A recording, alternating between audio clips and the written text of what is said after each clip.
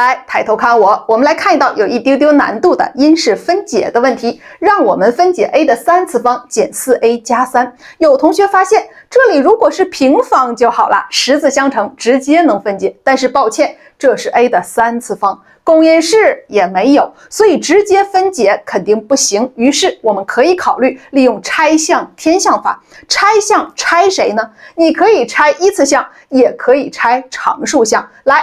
第一种方法，我拆一次项，把它拆成两项，一个和它组合，一个和它组合，分成两组，最后这两组之间还要再有一定的关联性才行，对不对？那么根据系数的关系，我们可以考虑把负 4a 拆成负 a 和负的 3a， 它们两个有公因式，它们两个也有公因式，对不对？来，第一种方法，原式不就等于 a 的3次方减 a 减 3a 再加3吗？前两项组合提出公因式 a， 还剩 a 的平方减1，后两项组合提出公因式负3，还剩 a 减1呀。a 的平方减1，平方差，对不对？这里不就是 a 倍的 a 加1乘以 a 减1吗？减去3倍的a 减1呀，这一项和这一项有公因式 a 减1，我提出来。好，这里还剩 a 倍的 a 加1，不就是 a 方加 a 吗？这里还剩一个负3啊。好，到这里分解不了了，这就是结果了。这是第一种方法。第二种方法，我拆常数项行不行呢？把它拆成两项，一个和它组合，一个和它组合。那么 a 的3次方和常数项组合，我们就应该考虑立方和或者立方差公式啊。这个3我可以拆成1和2，或者负1和正4，对不对？好，来，它和它组合，它和它组合刚好能分解，对不对？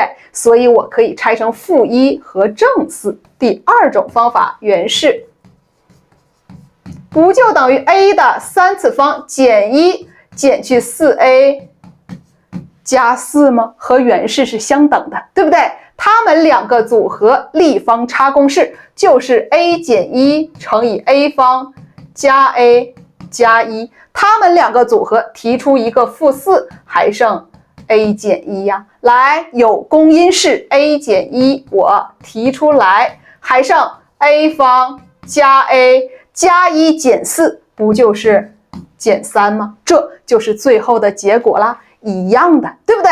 这是拆项。如果添项呢？很明显，这里断层了，缺 a 的平方项，我可以把它添上来呀。来，第三种方法，原式就等于 a 的3次方，我添平方项加上 a 的平方，我再减回来，是不是和原式相等啊？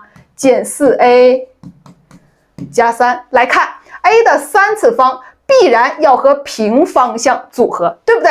或者是它们两个组合，或者是它们两个组合，无论它们还是它们组合起来，是不是都可以提出 a 的平方？后面应该剩 a 加1，或者是 a 减1呀。那具体要跟谁组合，我们往后看，还有3项，对不对？刚刚我们就说了 a 方减 4a 加3是可以直接十字相乘的，不就是 a 减1乘以 a 减3吗？对不对？所以如果我把正的和后两项组合， a 的3次方和负的 a 的平方组合，来提出一个 a 方，还剩 a 减1，这里也有 a 减1，对不对？所以我们可以考虑把 a 的3次方和负的 a 方组合，它就等于 a 的3次方减去 a 方，这是一个组合，加上 a 方减 4a 加3，这是一个组合，它们两个提出公因式 a 方，还剩 a 减1。来，这里十字相乘，就是 a 减1乘以 a 减3啊，有公因式 a 减1，我提出来，还剩 a 方加上 a减3啊。3种方法你都看懂了吗？